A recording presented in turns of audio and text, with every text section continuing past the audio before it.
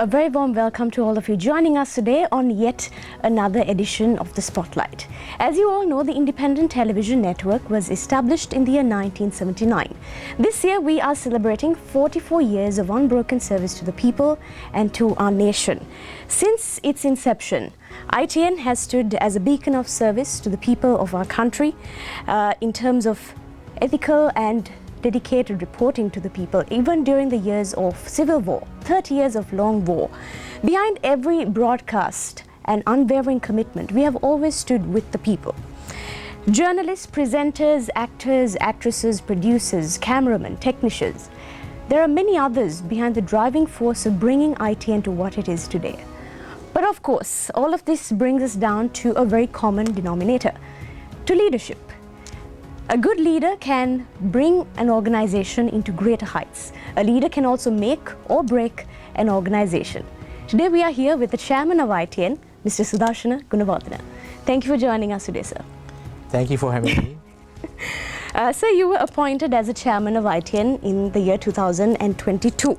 Prior to this portfolio, you were the Director General of Government Information, and you also served as the chairman of the Sri Lanka Broadcasting Corporation. So you are no stranger to the media industry. Well, there has been significant growth, sir, from 2022 till 2024 currently. We are winning award after award as well. What is your secret to this? Well, Marela, there's no secret as such. Well, it's actually a teamwork. I came in, even though I had a background in news, but I was very new to the television. So in July 2022, when I was appointed, I came here and I found a very committed, dedicated and experienced team. So I actually consulted them, learned from them, and I'm trying to actually sort of facilitate the process. That's what I did. Actually, the rest is done by the team of the ITN Media Network. But it's under your leadership, and a lot of people, when you come as a conversation topic, you're known as a people's man. So I think that has also been a driving force. You have been a bit of a democratic leader, taking everyone's opinion into consideration. So now ITN is the first television channel of Sri Lanka. Since its inception, how have we evolved in terms of programs, technology, personnel? How are we doing so far? Well, I mean, we are the pioneer. So the credit always has to be with the pioneers, Mr. Shan Wickramasinghe, who is now in retirement. Mm-hmm. He thought to experiment, to have a television channel for Sri Lanka. So it's a private ownership, private company. But after some time that the channel was facing some problems to continue, then the government under President Sudarshana decided to take it over. Mm-hmm. So the then Minister Anand Sidalvis and also the Secretary Dr. Sarath Amunugama took steps to take it over, and the task was given to none other than late Mr. Tevis Guruge, okay, who was the Director General of Sri Lanka Broadcasting Corporation. So the media ministry, as we now say, those days it was called the Rajya Amatyangsa or Ministry of State. Mm-hmm. So there were two pillars. One is the information department, which I headed at one point of my history. The other one is the Broadcasting Corporation. Again, I was a chairman for some time. So the third edition was the television. So government on first television channel was run by Mr. Tevis Guruge as the competent authority. So he brought the experience and expertise he learned from TV and also developed this technically and also programmatically. So then you can see he had a long tenure since 1979 to 1989 when he was actually assassinated by the Deshapremi Janata Vyapariya. So then there was an issue, so the government appointed Mr. Anand Samarakon from the Air Force as a competent authority. So the initial years were actually run by these two individuals. Right. Afterwards, after 1994, there's a change of government. Again, new faces came in. Veteran, Mr. Gunawardana, veteran politician. He was here for some time, short time. Then came number of other very senior personnel, but mostly people who had some kind of radio background, like right. Mr. Newton Gunawardana. Yes. So gradually this channel found its way. Earlier it was seen as a kind of urban channel, which telecasted more or less the foreign content, which had a appeal. Then gradually the transmission developed. Earlier it was only to be watched by population in the Western Province maybe, but gradually the transmission network expanded, and now this can be watched from anywhere in the country. Actually we cover 98% of the country. So we have a vast network of transmission towers. So gradually that we developed the program side as well. Engineering first came, and then the programming. Then at one point of time the news started, the news section. So then obviously you need the finance and the administration. So these things came up. So it was a step-by-step step-by-step thing, yeah. It's a gradual process. Especially after some time you need marketing, because marketing people wanted television, so they came in. So we had to develop a marketing section. So now the recent addition is the digital. So gradually, so we are sort of moving forward. Sir, a question that some people have is, now ITN, we have a very strong drama belt, and we have the necessary equipment and senior personnel working within the compound as well. A common question that sometimes people have is, why do we outsource some of our dramas? What is your answer to this? Well, there can be many reasons.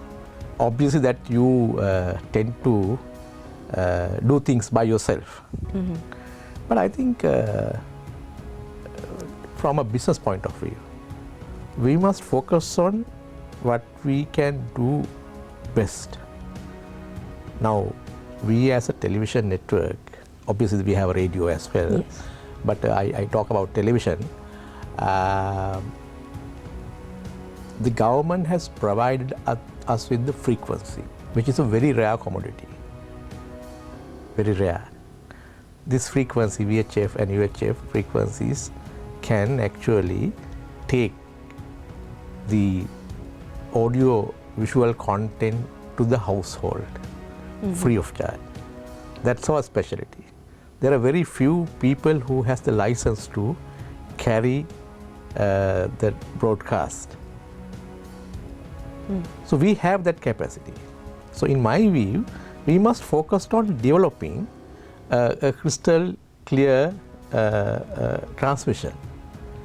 So other areas, for example, production, obviously we have very talented people, but we must always open this up, because there are many young people, talented people, who are actually doing good productions, especially when it comes to drama. We have opened up, so then a lot of competition. So then we can actually choose from this competition and then select and procure the content and telecast. So we are sort of, we set standards and we telecast. So therefore I see no problem. So we are actually allowing talented young people to show their content on our network. I think that's more democratic than just monopolizing it for us. Sir, given our status as state media, how do you navigate, or how do you ensure that the administration navigates in balancing editorial independence and also the government's point of view in our reporting? Well, as you said, that we are a 100% government-owned entity, 100% shares owned by the Treasury. So Treasury is our main and sole shareholder. But what the government, the Treasury, expect from us is to run this as a state-owned enterprise. So it's a business enterprise. Right. And business enterprise has to manage itself, earn money, make profits, and pay bonuses to the workforce, and also pay dividends to the government. And that's what the government expects from us. So in order to do that, we have to realize two things. One, we no longer enjoy the monopoly. So there are other channels also outside competing with us for the same viewership. And we are not a very, very large country. We have a small viewership, so we all are fighting to capture the viewership. And also, if you look at the this disruption created by the digital revolution, now people actually can watch television using their smart TV, or they can actually choose to watch other platforms like YouTube or Prime or whatever. Definitely. So therefore, if we are to run this business, we must make sure that we are providing content where the viewers appreciate. So when it comes to that, we must ensure that we give the quality content. Also, when it comes to news, we must make sure that we provide unbiased and quality information. So therefore, I see no problem of doing that as long as we are making profits. Definitely. So we can justify our attempt. So even if we are government owned, we try to make sure that we run this station as an independent and objective entity. Definitely. So government actually supported this. So therefore, it was not that hard as people anticipate. But people think that since you are a government owned, that you have to always toe the government line. No. We have to toe the line on behalf of the people. So what is best for the public, we must make sure that we must ensure that we open this up. And there is also misconception that television is all about news. No. For example, that we run maybe 18 hours, but our news content is maybe like 40 minutes. All the other time, we run entertainment programs. So it's not actually that political. Maybe previously ITN was branded as a government mouthpiece, but that worked against us business-wise. So we wanted to make sure, no, we won't tell that. No, we are a network like any other network, but we are more accountable to people because this is a public institution. Definitely. Yeah. There is a lot of, as you said, some misconception when you say government, they say what they do is lie. Yes. So what courses of actions have been put in place to ensure credibility and reliability when it comes to state media? Well, I mean, I can speak on behalf of ITN. Yes. Now, the one thing is that the news content, we try to ensure the editorial independence, as you said. We ask the editorial team, led by DGM News, and we have a manager, to make sure, you know, that you provide a very unbiased bulletin. Also that we have to be mindful that what the other channels are doing. when the other channels are covering a particular aspect, and if we are not doing that, then obviously that will lag behind the competition. So obviously that our people then try to actually, so we are covering almost everything covered by other channels. But also we try to make some kind of ethical barometer, because sometimes certain content published by other channels are being criticized by the public, and the various watchdogs always criticize the news content. So we try to actually to be responsive and build capacities of our news team to not to air certain distasteful content. Then current affairs, news is that, but then current affairs, that in many networks that current affairs programs are twisted to serve particular political party or particular ideology. That is not only the government owned channel, but also if you look at the private channel, if you venture out, the various channels actually that they have their political allegiance. Yeah. So no one is free from that. You can't just say that this channel is independent one by. So there's a kind of a degree. So what we did in our current affairs programs, we have employed our own people as moderators, but also we have invited some outside people with independent credibility to host the shows. For example, in ITN that we have a Dora Mandalava. Yes. Dora Mandalava is hosted by a veteran, Hasanta Hettiarachchi. So he has a certain following. And then we have Tulava, our main political program. It's a 20 years old program. It's moderated by Sudarshana Gunawardana, who is also our DGM News. And he's a very experienced, one of the senior journalists in the field. But then we must accept that the fact that these two people having served in ITN for a long time, there's a kind of public perception about them. Some people love them and some people don't love them. So what I did was to invite two other people to host programs. One is Kadapatha on Tuesdays, is hosted by KW Janarajan, who is a very senior lawyer as well as a senior journalist, who is the author of the editor of the Anida newspaper, which is very critical of the government. And he, being the editor and also a civil society activist, he has a show here, a live show. So he hosts and he interviews people. It gives a kind of a different taste to our viewers. And on weekends, we started a new program called Pattereng Eha.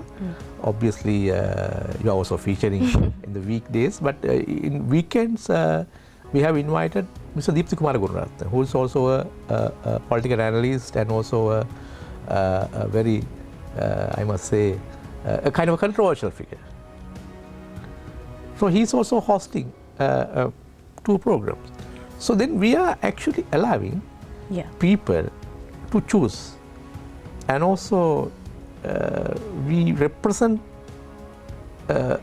all sides. All sides in the spectrum. Yeah. So, in terms of selecting programs, teledramas, what is the criteria that we follow, keeping in mind that we also have to uphold credibility and integrity as well as a channel? What is the process like in terms of choosing content for any spectrum that comes under our program division? Yeah. Now, as we discussed, that our teledramas mainly coming from outside. Yes. We have an in-house teledrama that is Kopikade, which is a long-lasting, I think South Asia's oldest teledrama, which is obviously an in-house production, but all the other productions are coming from outside. So our process is that we have a outside independent preview panel. So all these teledramas actually goes to that independent preview panel, and they watch it. We don't announce their names, so they cannot be influenced as such, so they are sort of anonymous. and they watch the content without looking at the name or the title, so then they watch it as it is. Yeah. And then they give us kind of a mark sheet where they basically evaluate. Right. So then we have this report. So there are a number of teledramas already approved by the board. But then there was a time actually then that when the preview board approved, that automatically that goes into the telecast. But we cannot do that in the competition. We have to look at the viewership, we have to look at the competition by the other channels, and also we have to look at the our sponsors, advertisers. So therefore, we have appointed 3 internal committees to evaluate again what was approved by the outside external committee. There's a digital team. They look at how this product can be sold digitally, and there's a marketing team who will be actually looking at the marketing aspects, and then the program team who will look at the artistic and other. So after this careful evaluation of these committees, then we have a procurement committee which is headed by the chairman himself and also the senior management. Then we make the decision.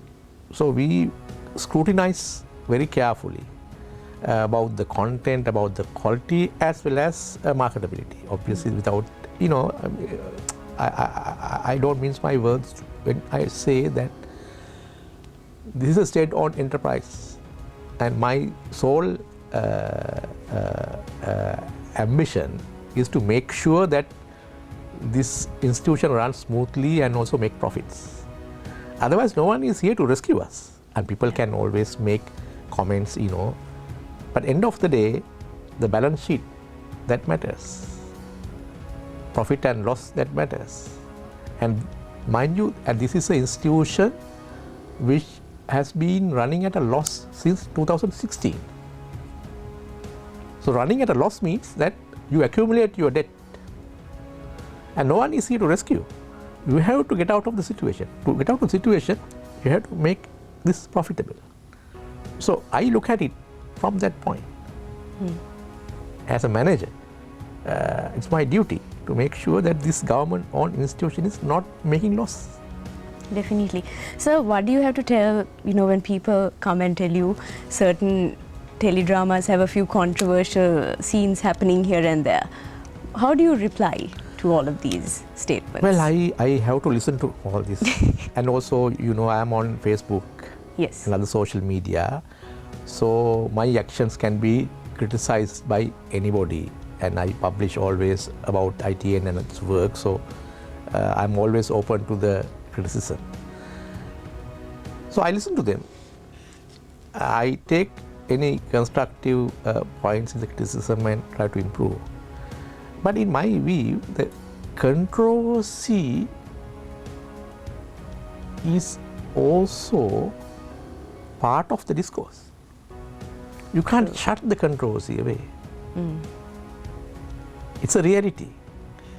So you have to also allow that expression. For example, now I would like to say 2019, even 2019, when the government proposed to provide tab computers to the A-level students. Yes. It was opposed by many people, including then opposition and also some government officials. They said that's dangerous because students might find some harmful content, even though it was assured that that these tabs were will be locked, not to be able to search certain things. So then it's a, but then it was opposed. That could not be completed. What happened? There was a major disruption when the COVID came. We could not operate as we used to operate. We were contained into our own household, and there was restrictions. There were restrictions to travel. The student had to study, so they were online. the Zoom and other softwares came in. And people are forced to actually hand over their own mobile phones to the young people, young children. No protection, Yes. nothing. And they were just exposed to a very hostile, toxic environment, but then couldn't help. Now can you stop children from using mobile phones? No. But had there been a gradual transition, things would have been different. Now even UK, now they have stopped people, students from using mobile phones within schools because it's not very healthy. So, but you have to introduce tabs Gradually. and others. So therefore, my point is that controversy is also kind of a disruption. You must, there are two ways to handle. One is to actually shut the controversy away. And you operate very comfortably in your own comfort zone. But the controversy is out there. The other way is to actually welcome the controversy and also try to work with that and tame it. So that's what I always try to do. Really, for example, you know that during COVID, many people actually switched to the foreign platforms because that there was nothing much to watch because locally we couldn't produce. Yeah. So then we used to telecast the old teledramas and something like that. Obviously that in our generation we have the nostalgia. But what about young people? They might not like. So then they had nothing for them to watch. So they obviously moved into Netflix and Amazon and other platforms. And these platforms provide some quality entertainment. Once you get used to that, there's no coming back. So then, as a result of that, there's a danger that we as a channel will become a channel for the kind of a senior citizens. For a target audience. And young people will not watch. So then we have to bring the young people back. Yeah. And then you have to cater to them. You have to think like them. So I got advice from very young people how to run this channel also. So then they say that you have to look at the content in a different way. So that's why we decided to get some teledramas which can be targeted, labeled as controversial. That's how we got Six Pack teledrama run daily. It has no adult content, but basically it's about 6 young people, men and women, sharing a residence and making responsible choices. That's where we decided to actually telecast the miniseries, because now everybody on platforms, they watch series. So we also telecast some locally produced miniseries that mild version was prepared for the television, but more harder version was put on the YouTube. So it's a matter of adopting to and also embracing various sort of controversial and maybe subversive things. And also we are talking about freedom of expression. And in our constitution protects freedom of expression. And constitution doesn't allow hate speech. But constitution always protects the dangerous speech. Because certain speech can be considered dangerous, but that's also needed. So through our teledramas and other content or talk shows, we have allowed certain amount of dangerous content also. And we think the people should make responsible choices. If you feel that your children should kept away from television after maybe 10 o'clock, because then it's your choice. You can't tell us that since our children are watching that, don't show anything. You can't do that. So adults also must get certain amount of television time. You can't just have a children's program all the time. So those are decisions we made. So it worked.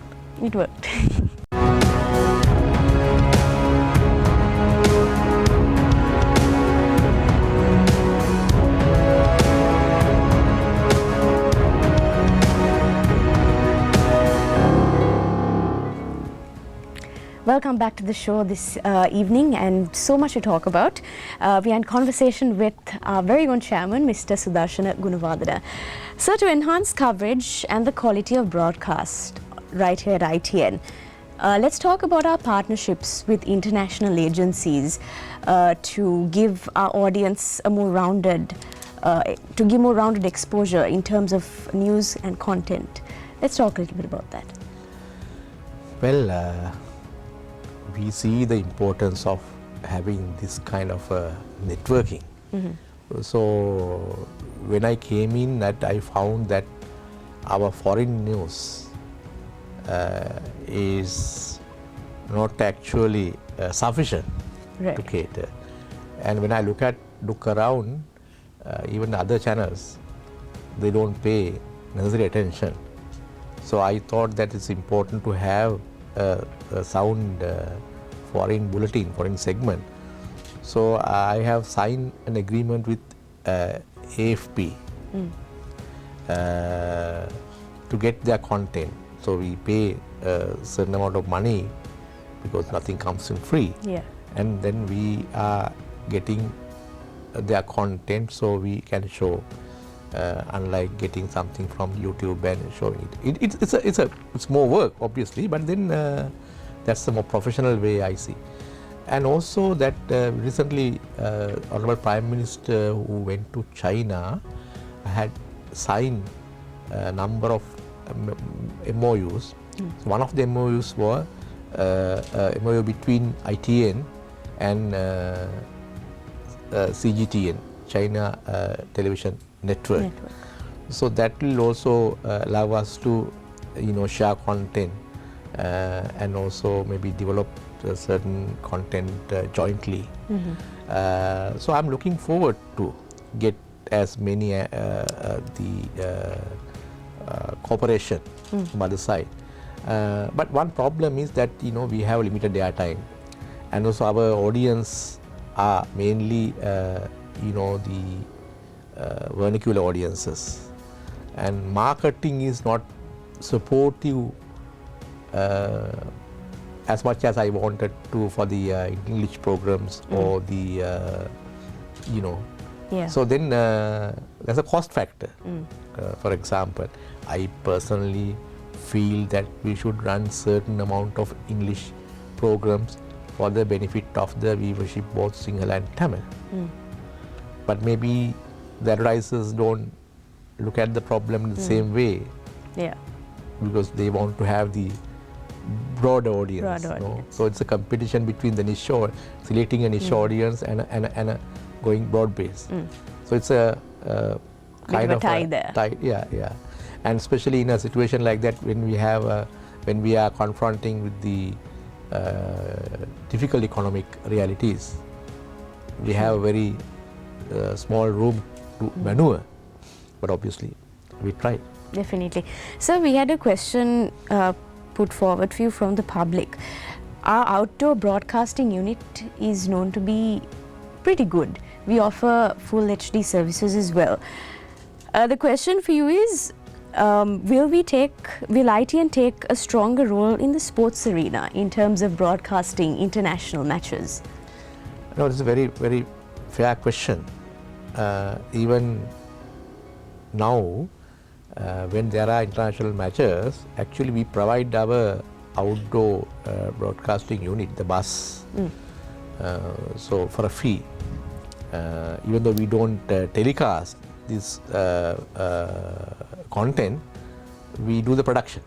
Right. Sometimes we provide the facility with the personnel, sometimes we provide the facility for the international crew to operate with our under our supervision. So we already do that.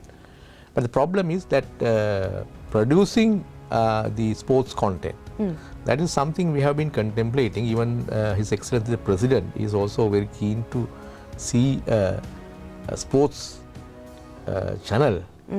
But two reasons prevent us from doing that. One is that we don't have a channel, dedicated channel. We have two channels. One is that ITN and the other one is Vasantham. Yeah. Vasantham is dedicated for Tamil speaking people. So we don't want to take airtime out of Vasantham TV because then that might also create effect. No, Yeah. that viewership might feel, that there are very few Tamil channels that can be watched island-wide. So that is one problem. And ITN, our channel is always already full. Yeah. So it's a matter of actually finding a space Right. and also a certain amount of finances. But obviously that we are looking at it. No, problem is that our country, our market is a small market. So even though we have the facility, we have to look at the ROE, Yeah. return of investment. So when we deploy the OB bus and produce, can we actually get the revenue back? Unfortunately, that many people don't see the big elephant in the room. They don't see the finances. For example, whenever something important happening, they ask, can't you provide a live telecast? Even today this question came across to me. Obviously we are happy, but then there's a cost involved. One is that we have to dedicate our channel time, air time. Then we have to send our production team with the production.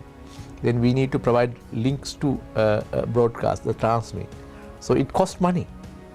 So where the money is coming from, that's the problem. So, it's a, forgive me if I sound more like a business person, but I have to act like a business person to run this, because otherwise there's no future. Yeah. So that's why I want to reiterate that this is a channel that has been losing money since 2016. When I took over, it was losing money 1 million per day. 1 million rupees per day. So you can't sustain. And if we fail, no one is there to Save us. save us. So we have to manage. So whenever these kind of questions comes, I said, someone has to bear the cost. Someone has to bear the cost. So you can't just ignore the big elephant in the room. That's what happened to the country also, that we have been spending money without looking at the return of investment.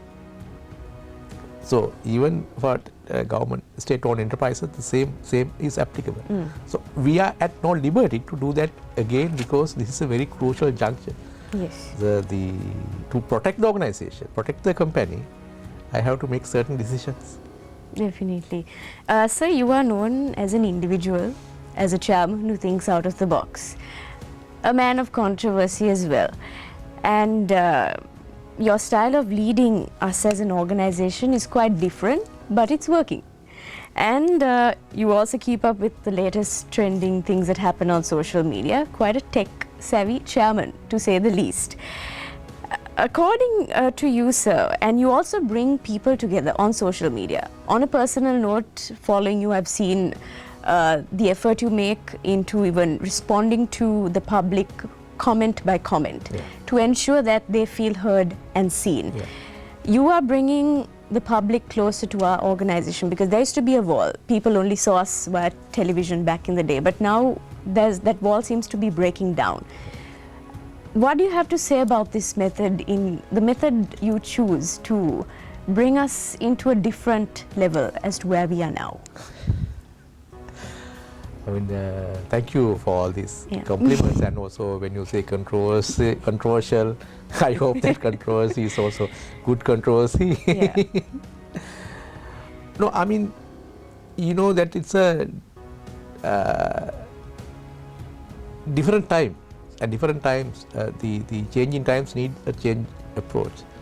So I actually try to engage as much as possible with the viewers and general public, also the staff.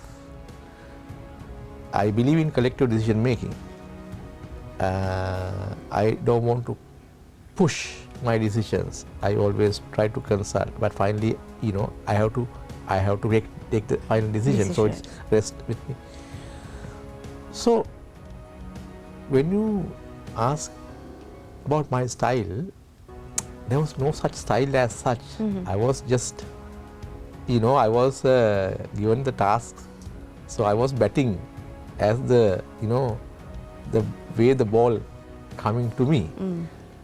So I think what helped me was that on one hand I'm a lawyer, so I have a legal training, background. So as lawyers we always get the brief and study the brief and then make our case. So we tend to learn many subjects by reading the brief and also interviewing the respective client. So that is there. So I always listen to people to get my work insights. Two, that I have a long history as a civil society activist.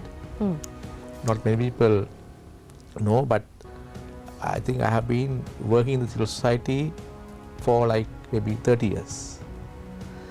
It's a long time.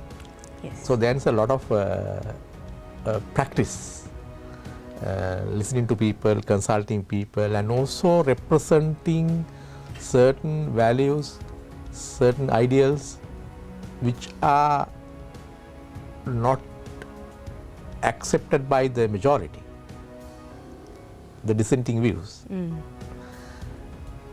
So therefore, that I always sense when someone is criticizing me, sometimes unfairly, sometimes fairly, I can see the pain behind that criticism. Because they see that we as a responsible people who are representing a major public institution should respond to them, should listen to them, and should also take their opinion seriously. So I try my best, but also I don't mince my words to respond.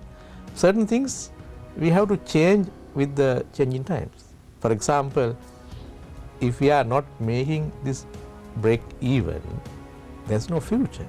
So I always say that. But having said that, I always try to incorporate whatever the criticism that comes in my way and also respond on air as well as off air. And you've been very open and welcome about it as well. So back in the day, this might take us back to the question I asked you as well, but just to gain a little more insights, many people, this was the first television channel in Sri Lanka, and many people learnt the language of English by watching ITN, and there used to be an array of programs offered to the general public, starting with Sesame Street to Fun Club to Bonsua. There was a range of programs for different age groups, and you have been instrumental in revamping Prime TV, at least to the digital space. Yes, we have an issue of broadcasting through frequencies.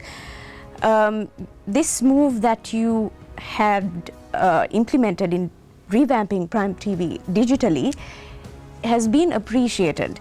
So just want to know, what is your vision for this? See, when I came in, I always had this vision of actually having more English programs, maybe revamp Prime TV, also have a couple of English programs, because those days that when I remember as a kid used to watch Scooby-Doo. Maybe before that the Woody Woodpecker. Yes. And always in English. Always in English. There was no dubbing or whatever. But after the television has become kind of mainstream, everything was dubbed into Sinhala and Tamil. Now it's very hard to propose a program without dubbing. That's a problem. So my problem is actually it's very difficult. It's been very difficult to convince marketing to run total English programs, and no other channel is also doing that. Even the channels dedicated for English programs are now you have a mixed programs. You can see that. I can name certain channels. For example, TV1, initially MTV was an English channel, but you can see now it's a mixed bag. Other than 24/7 also came up as a kind of with a lot of good English content, but now we don't see much of it.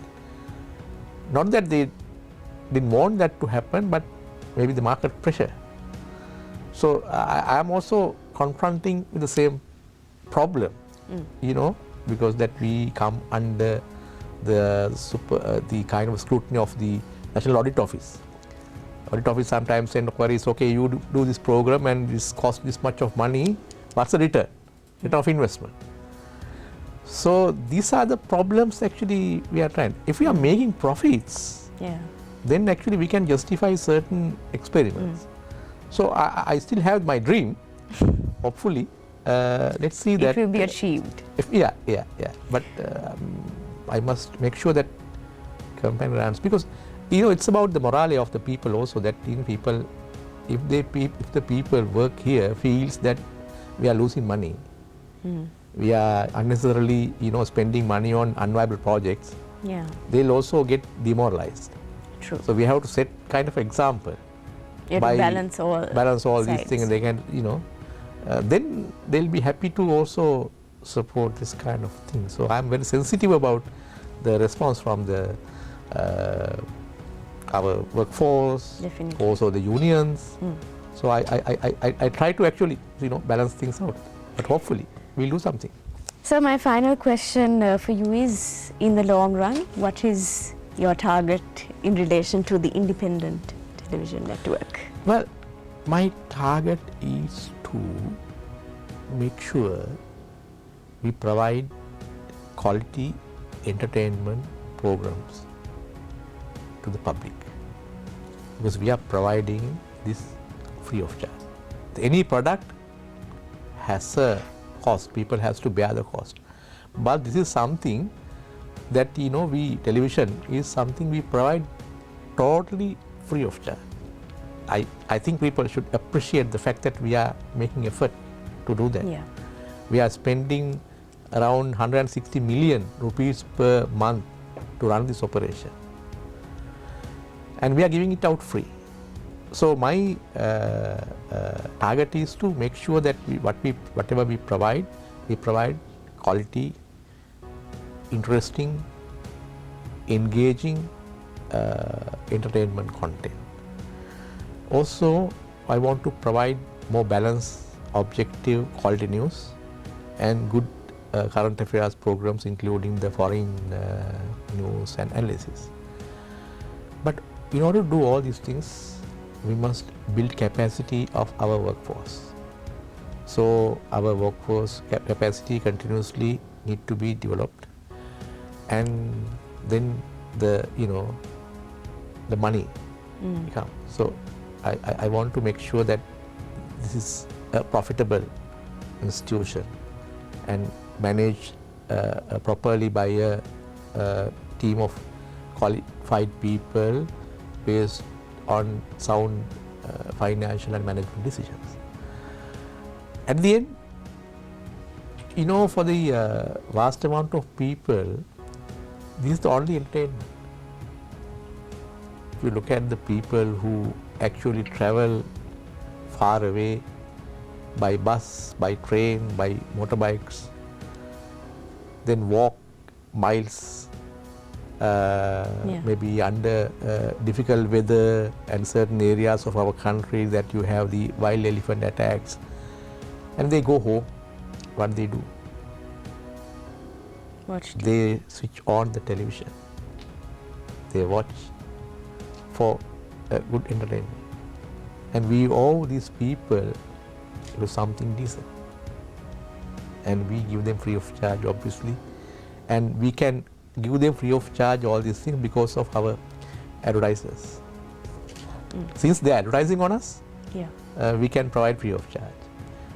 And since our people are watching, only advertisers are coming to work with us. So it's a kind of a balancing game as well. So I think it's a national duty that we are performing by giving people some sort of relief by providing good quality entertainment. So by way of these teledramas and other stuff. That's what we do. That's what I want the ITN to do. And ITN has been doing that since the beginning. ITN has been seen as an entertainment channel. And I need to keep that identity. All right. Thank you, sir, for those wonderful words, and it was quite difficult to bring you on board with your busy time schedule, but thank you for taking the time to speak to us today. And thank you, Marila. Actually, you managed to convince me. This is the first one-to-one interview I have done in ITN during all my 2-year period. I always refused to come on I'm live. honored, sir. Honored. Thank Definitely you. honored then. And this time I thought, okay, I should just. Thank you. Thank you, everyone. All right, thank you, sir, for joining us, and wishing you nothing but the best. And that brings us to the end of yet another edition of the Spotlight. Join me again next Monday, same time, same place, for a story that will ignite change. Until then, have a pleasant night.